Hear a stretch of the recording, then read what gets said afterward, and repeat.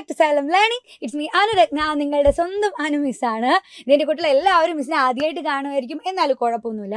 എൻ്റെ കുട്ടികളെ എല്ലാവരും കഴിഞ്ഞ കൊല്ലല്ലേ നമ്മൾ 1ാം ക്ലാസ്സിൽ നല്ല അടിപൊളിയായിട്ട് എല്ലാ സബ്ജക്റ്റും പഠിച്ചിട്ടുണ്ട്.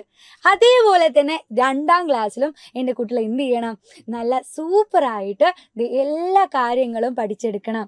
ഇല്ലേ, സൈലത്തിൻ്റെ കൂടെ നിന്നുകൊണ്ട് എൻ്റെ കുട്ടികളെ എല്ലാ സബ്ജക്റ്റും വളരെ ഈസി ആയിട്ട് പഠിക്കില്ലേ.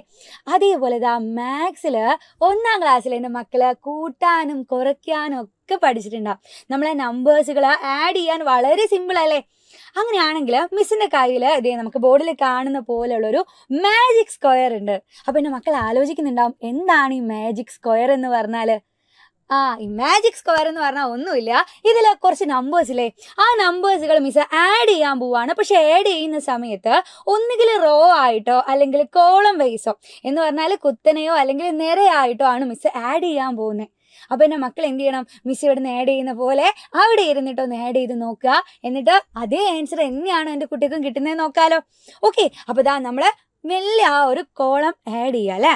അപ്പോൾ നോക്കാം, ഞാൻ ഫസ്റ്റ് കോളം ആണ് ആഡ് ചെയ്യുന്നത്. 8 + 1 + 6 അല്ലേ.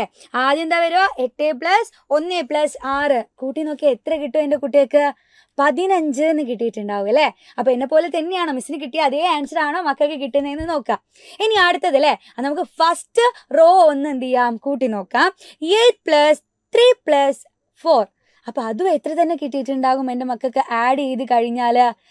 15 തന്നെ ആഡ് ചെയ്താൽ കിട്ടും. അതേപോലെ മിസ് എന്ത് ചെയ്യാണ്, ഏറ്റവും ലാസ്റ്റ് വരിയില്ലേ അല്ലേ, ഏറ്റവും ലാസ്റ്റിലുള്ള ആ ഒരു കോളം ആഡ് ചെയ്ത് നോക്കാം. 4 + 9 + 2 എത്ര വരുവടാ? 4ഉം 9ഉം 2ഉം കൂടെ ആഡ് ചെയ്താൽ അതും എൻ്റെ കുട്ടികൾക്ക് 15 തന്നെ കിട്ടിയിട്ടുണ്ടാവും.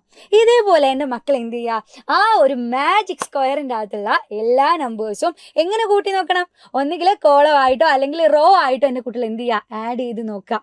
ഓക്കെ, അപ്പോൾ അതങ്ങനെ നേരെയോ അല്ലെങ്കിൽ ഇങ്ങനെയല്ലേ, കുത്തനെയോ നേരെയോ എൻ്റെ മക്കൾ ആഡ് ചെയ്ത് നോക്കുക. നമുക്ക് എന്താക്കാം, ഇനിയൊന്ന് ചരിഞ്ഞൊന്ന് ആഡ് ചെയ്താലും അതേ നമ്പർ തന്നെ അല്ലേ, 15 തന്നെ കിട്ടുന്നുണ്ടോ എന്ന് നോക്കുക.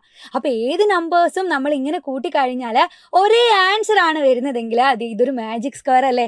അപ്പോൾ എൻ്റെ മക്കളും എന്ത് ചെയ്യുക, ഇതേപോലെയുള്ള ഒരു മാജിക് സ്ക്വയർ ഉണ്ടാക്കാൻ പറ്റുമോ നോക്കുക. അപ്പോൾ സ്വന്തമായിട്ട് ഇതേപോലെ 9 കോളങ്ങളല്ലേ, 9 കള്ളിയുള്ള ഒരു കുഞ്ഞ് സ്ക്വയർ വരച്ചിട്ട് അതിൽ 15 തന്നെ ആൻസർ വരണമെന്നില്ല, നിങ്ങൾക്ക് ഇഷ്ടപ്പെട്ട ഒരു നമ്പർ ആൻസർ വരുന്ന രീതിയിൽ ഇതേപോലൊരു മാജിക് സ്ക്വയർ ഉണ്ടാക്കിയിട്ട് ഓടി വന്ന് നമ്മളെ കമൻറ്റ് ബോക്സിൽ പറയുക ആരൊക്കെ ഉണ്ടാക്കി എന്നുള്ളതൊക്കെ നമുക്ക് അവിടെ വെച്ച് നോക്കാമല്ലോ.